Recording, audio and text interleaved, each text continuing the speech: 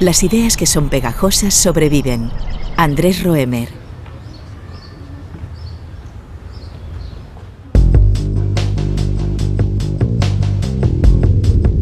Reiniciarse, reinventarse, desaprender, podrían ser las palabras que describen la última edición de la Ciudad de las Ideas, el gran encuentro anual de mentes brillantes en Puebla, México.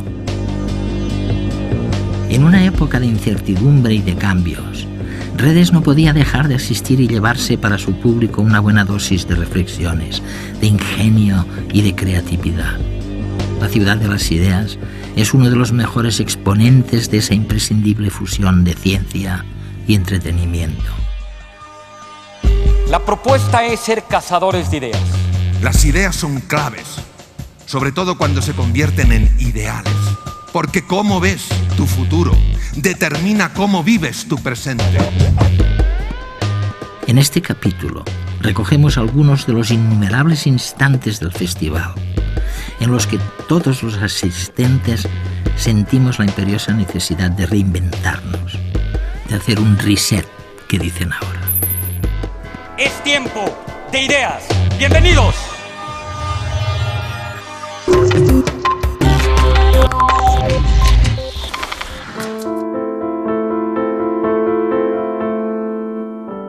Yo creo que nos da mucho miedo cambiar porque cuando cambiamos sabemos lo que perdemos, lo que no sabemos es lo que podemos ganar. Y somos bastante ignorantes en relación a nuestras verdaderas capacidades, recursos y posibilidades. Y cuando se alza la barrera del miedo, tendría también que alzarse ese caudal de energías dormidas, de potencial oculto. Y muchas veces, porque no nos conocemos suficientemente bien, eso nos alza. En momentos como los que estamos viviendo, de incertidumbre, de nuevos retos en todos los ámbitos, lo que prefieren los homínidos son caras jóvenes, líderes nuevos, capaces de aplicar las nuevas tecnologías para resolver problemas, capaces de arriesgar para seguir adelante. En esta ciudad de las ideas me fijé muy especialmente en los jóvenes científicos participantes, todos ellos apasionados por sus proyectos, deseosos de contar sus descubrimientos sobre la conducta humana, los misterios del cerebro o los robots del futuro. El cerebro está formado por decenas de miles de millones de neuronas, las células especializadas del cerebro, y cada neurona que tenemos en la cabeza es tan complicada como la Ciudad de México. Cada neurona transporta el genoma humano completo y tiene millones de proteínas que circulan a su alrededor. Tenemos decenas de miles de millones de neuronas, cada una de las cuales, a su vez, está conectada a otras decenas de miles de millones. Es una red tan tupida que te lleva al apagón lingüístico. Es decir, ni siquiera tenemos palabras para describirlo. Si tomáramos únicamente 1 centímetro cúbico de tejido cerebral, mostraría tantas conexiones como estrellas hay en la Vía Láctea. Es lo más complejo que hayamos descubierto jamás. El reto que se nos plantea es que somos nosotros, son todos nuestros pensamientos, sueños y esperanzas, y nuestras experiencias privadas y subjetivas, nuestra conciencia. No solo no tenemos ni una sola teoría que explique cómo las piezas y partes físicas forman la conciencia, es que ni siquiera sabemos a qué se parecería una teoría como esa. Es la situación en la que nos encontramos y la que, en mi opinión, exige cierta humildad intelectual.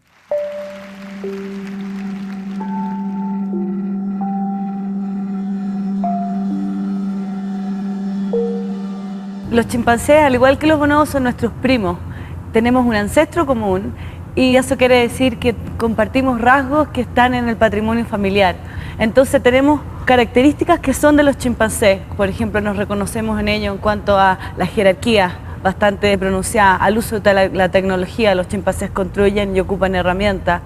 También a la violencia. Cuando hay encuentros entre grupos pueden cometer infanticidio y también asesinato. Eso obviamente que ha pasado a lo largo de la historia humana y es algo que lo reconocemos. Y los bonobos nos muestran una herencia que tiene mucho más que ver con la inteligencia social, emocional, profunda. Son mucho más tolerantes, comparten comida. La sociedad de los bonobos están dominadas por las hembras, que si bien no están emparentadas, forman lazos muy profundos.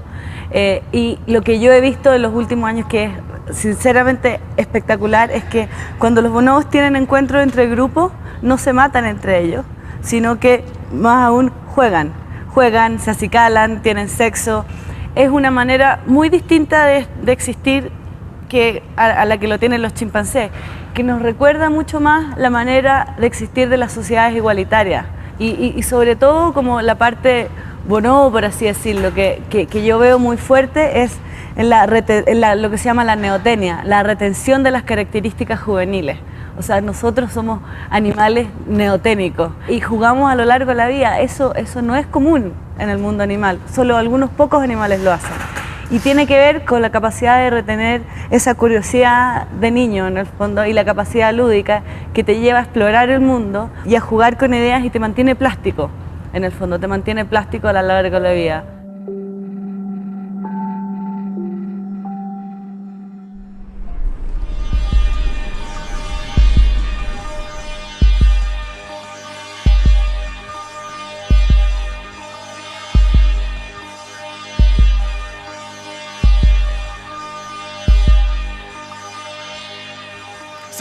Hoy hablaremos de robots.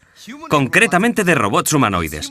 Son robots con forma humana. 2 piernas, 2 brazos, un torso y una cabeza. La pregunta es, ¿necesitamos realmente robots antropomorfos? ¿Por qué y cuándo necesitamos robots humanoides?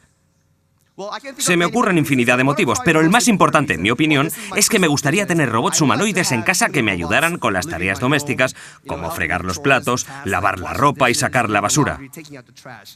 Para poder tener robots en casa, es decir, en un entorno diseñado por y para los humanos, deben tener la forma y el tamaño de un ser humano. Hay una razón por la que el pomo de la puerta tiene la altura que tiene y los escalones son como son. Si los robots van a desplazarse por la casa, deben tener el tamaño de los humanos para moverse libremente. Además, queremos que los robots utilicen las mismas herramientas que nosotros. No queremos comprar unas tijeras especiales diseñadas solamente para ellos. Sin embargo, hay un motivo todavía más importante para investigar con robots humanoides.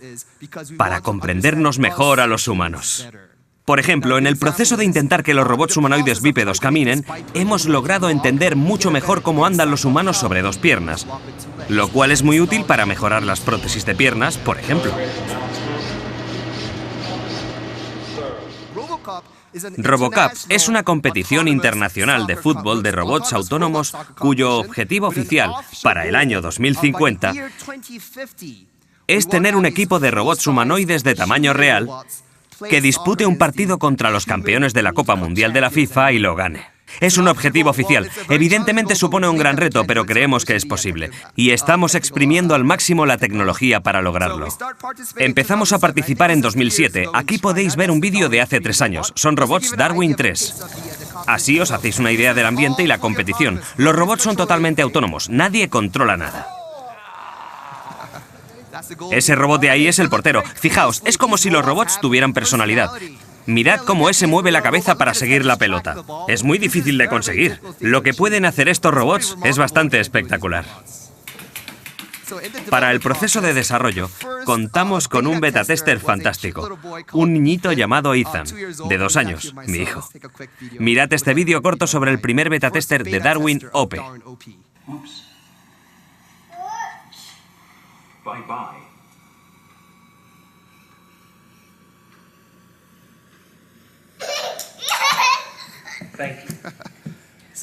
Ahora está en modo autónomo. Funciona totalmente con inteligencia artificial e intenta jugar a fútbol. Ahora Ethan cree que Darwin OP puede hacerlo mejor y desaparece. Mirad lo que trae, una enorme pelota azul. No, tienes que darle la pelota naranja. La pequeña, la pelotita naranja. Esa no, la pequeña. No. La naranja. ¡Vamos! Esto nos demuestra que en el campo de la inteligencia artificial nos queda mucho por hacer. ¡Sí! ¡Muchas gracias! ¡Dásela al robot! Todavía tenemos cosas por mejorar en el robot.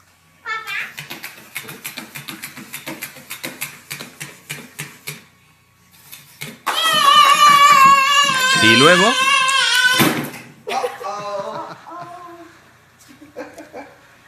Por cierto, hemos arreglado ya el problema.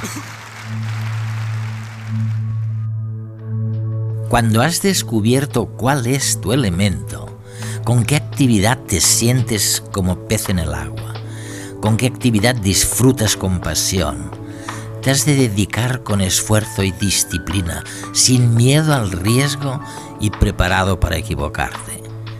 En Puebla se escucharon muchas pistas para conseguir con éxito aquello que nos proponemos, desde subir montañas, batir récords a nado o trabajar en la oficina. Intentamos subir esta montaña y cuando llegamos a la falda, resulta que acaban de perder la vida 2 personas. Muchos dijeron, no se puede, eso está muy difícil. Uno de mis compañeros me comentó, ¿sabes qué? No te traumes, a lo mejor ni yo la puedo subir, como diciéndome, tú olvídalo, ya no tienes posibilidades. Sin embargo, como parte de nuestro entrenamiento, no solamente consistía en subir y bajar, en cargar peso, en adaptar nuestro cuerpo al frío, como parte de nuestro fortalecimiento y aclimatación, consiste en educar a nuestro cuerpo a seleccionar lo que te nutre. Y te nutre lo que comes, y sabes que hay alimentos muy ricos, pero que no te sirven y son chatarra. Y hay otros que a lo mejor no se ven tan lindos, pero que van a fortalecer tu sangre y por tanto te vas a adaptar más alto, vas a poder subir más alto. Pero no solamente nos nutre lo que comemos, nos nutre también lo que pensamos. Pero pocas veces tomamos conciencia del tipo de pensamientos que nos permitimos. Y hay mucho pensamiento chatarra que nos dice el no puedo o por ahí no, etcétera. Así como también hay pensamientos nutritivos. Cuando mi compañero me dijo, tranquila, a lo mejor ni yo y no te traumes, dije chatarra. A mí, dime cómo sí. Que por aquí no se puede, dime por dónde. Que hoy no, ¿cuándo sí? Dime por dónde o dónde le investigo, porque yo ya tengo clara mi meta y sé que está ahí. Años después, cuando estaba a unos cuantos metros de alcanzar la cima del Everest, después de un intento fallido, veo que en la cumbre hay un compañero, una persona que por radio me habían dicho hacía 1 hora que estaba perdido, que se le vio llegar a la cima, pero que no bajaba. Cuando veo que este compañero argentino está en la cumbre, yo digo, ¿qué hace ahí? ¿Por qué se arriesga permaneciendo tanto tiempo en la cumbre sabiendo que a esa altitud la falta de oxígeno te autoconsume y te puede costar la vida? Cuando me acerco, este compañero se levanta y me recibe con un abrazo.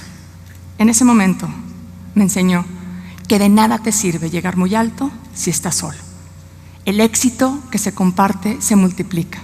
Cada quien tiene su montaña, cada quien tiene su reto. Yo los invito a que cuando alcancen la cumbre de su montaña, tengan con quien compartirlo. Gracias.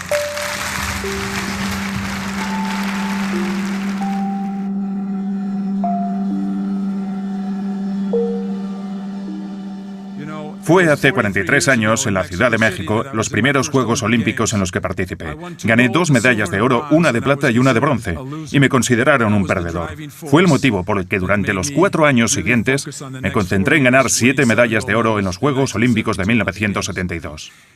Cada uno de vosotros tiene un sueño. Tenéis que tener un sueño. Yo tuve un sueño. El misterio, la magia, la curiosidad y la inocencia. La idea de ser olímpico era mágica. No tenía ni idea de cómo conseguirlo. La curiosidad de la travesía que me llevaría hasta allí y la inocencia de no haberlo hecho nunca fueron las razones de mi éxito. Porque si alguien me hubiese dicho que tendría que trabajar durante 12 años, recorrer 42.000 kilómetros y madrugar y hacer esto y lo otro, creo que me habría rendido. Habría sido demasiado. Realmente creo, de verdad pienso, que nuestro destino no es cuestión de suerte, sino de las decisiones que tomamos a lo largo de nuestra vida. No podemos esperar a que nos caiga del cielo, sino que tenemos que salir a buscarlo, y se consigue trabajando duro. La única razón de mi éxito fue tener claro que quería ser el número 1, porque no soportaba la idea de perder, y porque estaba comprometido con esa idea de que merecía la pena arriesgarse. Fue George Eliot, diputado del Parlamento inglés en 1800, quien lo dijo. Y es muy cierto. Nunca es demasiado tarde para ser quien hubierais podido ser. Se consigue haciendo grandes cosas, pero no solo eso. Es la suma de todas las partes. Y es importante entender que no siempre alcanzaréis el éxito. Cuando un ser humano ante la incertidumbre, ante la complejidad, en lugar de arrugarse, dice sí al desafío, y a pesar del miedo, a pesar de la oscuridad, cree que hay algo hermoso, que hay diamantes ahí en algún lugar y que los va a encontrar, está demostrado que empiezan a activarse genes rápidos en menos de 4 horas. Aparecen nuevas conexiones neuronales, las espinas dendríticas del profesor Cajal, que las descubrió hace tanto tiempo, empiezan a proliferar. Neuronas conectan como nosotros hemos conectado hoy con esas madejas tan preciosas. Comparten más información, nos volvemos seres más inteligentes. Además, células madre localizadas en las cavidades cerebrales, los ventrículos, empiezan a emigrar hacia los hipocampos, centros esenciales para controlar el miedo, centros que segregan dopamina, una hormona que te hace sentir confiado. Aprendes deprisa, fenómeno llamado neurogénesis. Hay un aumento en el riego sanguíneo de la parte anterior del cerebro, del área prefrontal. Piensas con más claridad, tomas mejores decisiones, eres más creativo porque ves más. Por eso es tan importante que salgamos de esa zona de confort, poquito a poco. ¿Cuál es el paso más pequeño que me atrevo a dar? Y entremos en la zona del coraje, en la zona del valor. Porque es ahí cuando afloran nuestros talentos, cuando se despiertan energías dormidas, cuando descubrimos la grandeza que hay dentro de nosotros. He hablado con los mejores científicos de este mundo para saber qué haces cuando se te cae encima un desamor. Antonio Damasio, muchos otros me han dicho siempre, oye Eduardo, cuando ha habido una emoción negativa muy intensa, la única manera de salir de este desamor, cuando se pierde, es buscando otro, de signo contrario y de la misma intensidad. Cuando alguien cesa en el amor, es muy difícil sustituirlo por otro amor de signo contrario y de la misma intensidad. No pueden, no tienen ganas de hacer nada. Solo se puede hacer eso si cambias al mismo tiempo de entorno. Si eres capaz de desaprender, si eres capaz de cambiar de universo, de no asomar la cabeza en los bares en que asomabas antes la cabeza. Si realmente penetras en otro universo, si desaprendes. Y entonces, si desaprendes, estás preparada para amar. Yo creo que a lo mejor de algo sirve lo que os he dicho para el desamor. Muchísimas gracias por vuestra atención.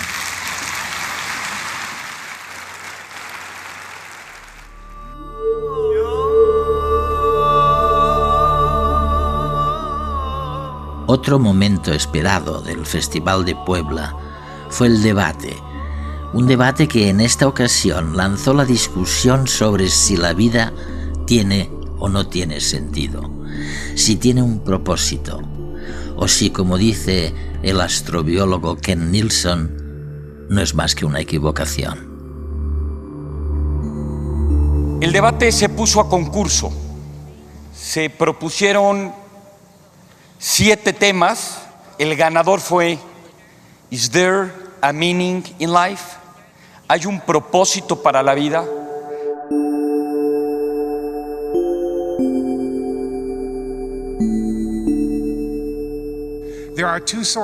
En el mundo existen 2 tipos de propósitos.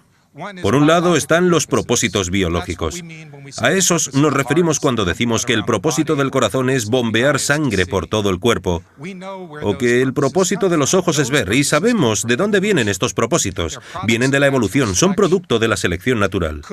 Entonces, ¿puede la vida tener un propósito biológico? Pues no. ¿Por qué no? Porque debe haber vida para que haya evolución, es decir, la evolución presupone la existencia de vida. ¿Y cuál es el otro tipo de propósito? Los denominados propósitos intencionales. Y a eso nos referimos cuando decimos que el propósito de un martillo es clavar clavos. Un propósito intencional es el propósito que le da el diseñador de una cosa a la cosa, lo que tiene en mente al diseñar la cosa. En otras palabras, el diseñador del martillo diseñó el martillo con el propósito de clavar clavos. ¿Puede la vida tener este tipo de propósito? Bueno, podría decirse que Dios creó la vida con un propósito en mente y que, por lo tanto, la vida tiene ese propósito que Dios tenía en mente. En cualquier caso, la existencia de Dios es irrelevante. Imaginemos, para los fines de este debate, que Dios existe. Para crear vida, para ser un hacedor de vida, hay que actuar como agente. Y para ser agente tienes que estar vivo. Si queremos tener la idea de un Dios, si creemos en un Dios, ese Dios debe estar, en cierto modo, vivo. Pero si Dios es un Dios vivo, entonces la vida precede al propósito, es decir, Dios debe estar presente. Dios debe vivir para poder crear algo. Así que, una vez más, el propósito no puede ser el resultado de las intenciones de Dios. Sea como fuere, el propósito de la vida es un concepto ininteligible. La vida no tiene un propósito. El hecho de estar vivo no tiene un propósito. Pero todos podemos, si somos afortunados, tener una vida que tenga un propósito y un sentido profundos. Gracias.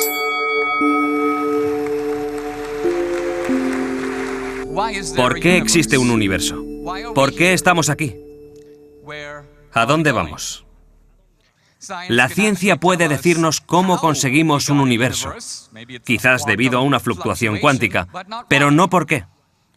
La evolución, tal y como ya se ha dicho aquí, simplemente describe cómo la forma de vida A dio lugar a la forma de vida B. La evolución no sabe cómo se consigue una vida, y mucho menos por qué hay vida. Y en cuanto a la tercera pregunta, a menos que uno sea especialmente dogmático, debemos reconocer que no sabemos lo que hay después de la muerte. Si nos limitamos a los confines de la ciencia, nunca podremos responder a estas preguntas y permaneceremos en un estado de dogmatismo. Estoy apelando aquí a un espíritu de la curiosidad que esté abierto a la verdad trascendental, que dé respuesta a estas preguntas, no a un cristianismo de lápiz de colores, sino a un enfoque adulto de esas respuestas que explique por qué estamos aquí. Dinesh, la ciencia sí responde a estas preguntas, a estos porqués. Ese es el objetivo de la teoría de la evolución, buscar respuestas más profundas a estas preguntas. ¿Por qué estamos aquí? Robert Kurzban ya nos lo ha explicado, porque eso es lo que hace el ADN, se replica. Para ello tiene que crear unos cuerpos, unos vehículos, unos mecanismos que le transporten al futuro. Algunos de esos vehículos necesitan un cuidado especial, de modo que si tienen descendencia, que vive mucho tiempo, que tienen esas cabezas grandes y todo lo demás, se necesitarán dos vehículos que se enamoren para que se ocupen de esa descendencia durante mucho tiempo. Todo ello provoca emociones que tienen un propósito y un sentido, como por ejemplo el amor. Eso es lo que nos da la evolución. También nos otorga la capacidad de ser altruistas, de preocuparnos por los demás, de colaborar y de ser prosociales, puesto que cuando esos vehículos, esos genes, sobreviven en un grupo social, necesitan llevarse bien. No pueden comportarse como unos cabrones que van dando puñaladas traperas a diestro y siniestro. De hecho, tienen que ser amables y simpáticos, y eso genera emociones que tienen mucho sentido, como la amistad, los vínculos afectivos o el cariño por los demás.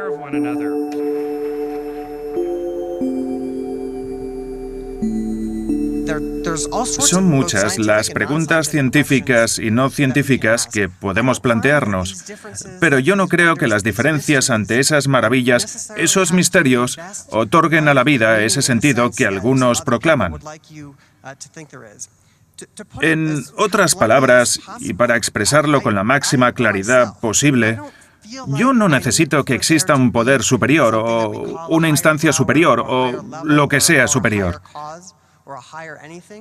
Yo no necesito que exista algo fuera del mundo natural de la ciencia. No necesito ninguna de estas cosas en mi imaginación para que sea muy importante para mí hacer mi trabajo lo mejor posible, para ser un buen científico o para servir a los demás.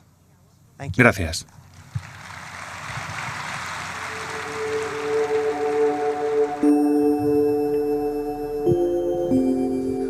Lo sentimos quizás en el momento de la unión sexual o en un momento de belleza artística, pero en la vida diaria, lo sublime es un bien muy efímero y escaso.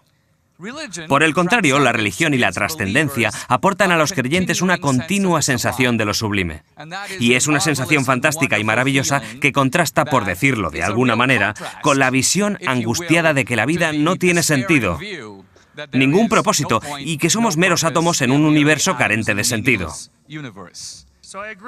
En eso estoy de acuerdo con Dinesh. Vivir en un mundo sublime y trascendental es lo que da sentido a la vida. Y esto es algo que nos ofrece la ciencia a espuertas. Me temo que el escenario de la religión es demasiado pequeño para el gran mundo que nos ha revelado la ciencia, con sus enormes distancias hasta el cosmos y la época en que empezamos a evolucionar.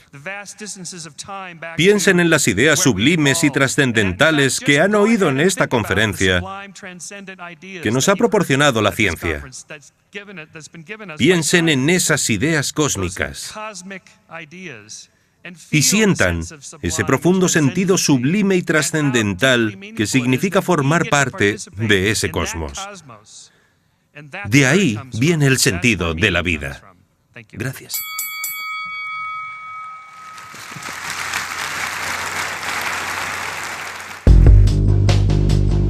Para mí la ciudad de las ideas es la posibilidad de estar debatiendo sobre algunas de esas concepciones mentales que inicialmente son ideas y que pueden convertirse en ideales, que tienen la capacidad de transformar las cosas, de generar mundos mucho más justos, mucho más equilibrados, donde la abundancia sea para todas las personas. Es único, maravilloso. Estoy muy contento de volver a estar aquí. Disfruto de cada minuto, es impresionante. Me gustaría ver más eventos como este en todo el mundo. Tiene una calidez y un nivel de tensión más bajo que creo que es fundamental para la creatividad. Creo que necesitamos más conferencias como esta, que generará mucho interés en los próximos años. De modo que la gente se implique más en las ideas, aprenda sobre estas, las desarrolle, hable de ellas, escriba tweets y las ponga en Facebook y en todos los medios sociales y haga reportajes como el vuestro.